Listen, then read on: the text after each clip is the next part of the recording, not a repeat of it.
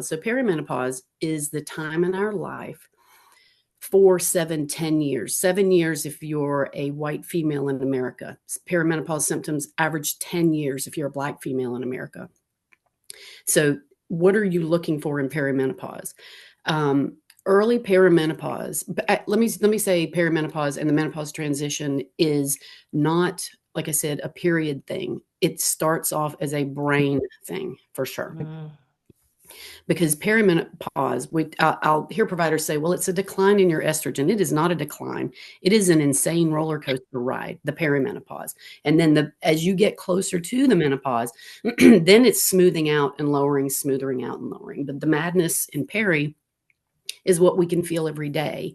When someone says, what age are you looking for? Or what age should I start thinking about it? 38 has always just intuitively come to mind. 38 years old. Why? Because your average age of menopause is 51, but it's considered normal to have that menopause, that 1 year without a period, between age 45 and 55. So walk timelines with me. If you have your last period 45, 46, you're in your mid 30s when perimenopause starts. So early in perimenopause, progesterone goes down. That's why you have your 35, 38, 40, 42, 43-year-old woman going, new anxiety in the middle of the night, can't sleep, brain fog. It's mood every time. And you walk out of your provider's office with a new antidepressant or anti-anxiety. It happens all the time. When it's new, if it's your old teddy bear anxiety, you're like, this is my anxiety. It's been my friend my whole life. That's a different story. But sometimes that teddy bear grows and you're like, no. Where did this new anxiety come from? That's a chemical shift. In midlife, let's say, 38, 40, 42, 45, we have preteen kids.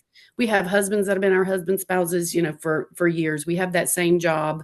We've been doing the things and things just start feeling different.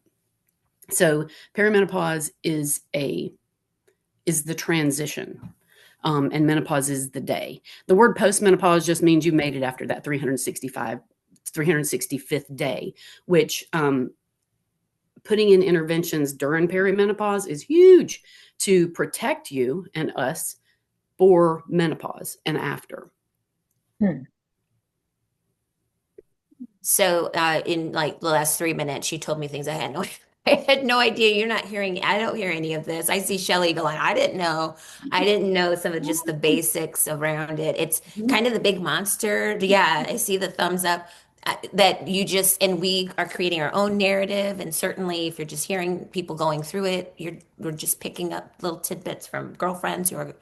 So thank you for just clarifying that.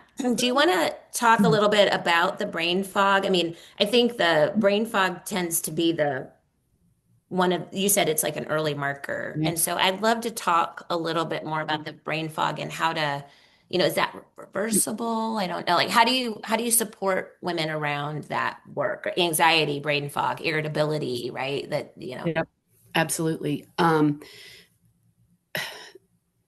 Brain fog, your brain functions with estrogen. Okay. So estrogen helps serotonin, dopamine, those feel-good natural neurotransmitters that we all have. It helps them work better. And when estrogen is 700 one day and 30 the next, and I'm not kidding, that's very true, your brain is like, what is happening? What is happening? And then the anxiety ticks up, which can kind of get us in our head, new panic attacks. You're going into Target, you're going to buy the things, you get the back of Target, you feel a little warm and you got to GTF out of there, right? Yeah. I don't want to put a little E on this, but but those brain changes cause that. And then, do I have anxiety? Why am I having these feelings? Yeah. The brain fog, the shift, the neurotransmitters, because things need to fire like clockwork. And we've been used to, since we were teens, nice, beautiful. We've mastered our monthly cycle. We feel PMSC maybe 2 days, but now it's 2 weeks. Why? Because we're going to go back to that progesterone, that first hormone that declines, that affects the mood.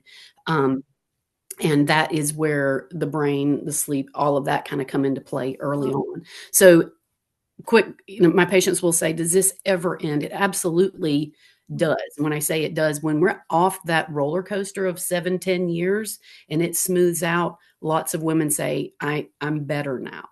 But what do we do in that window? Yeah. We treat. It's not, I don't want to medicalize perimenopause.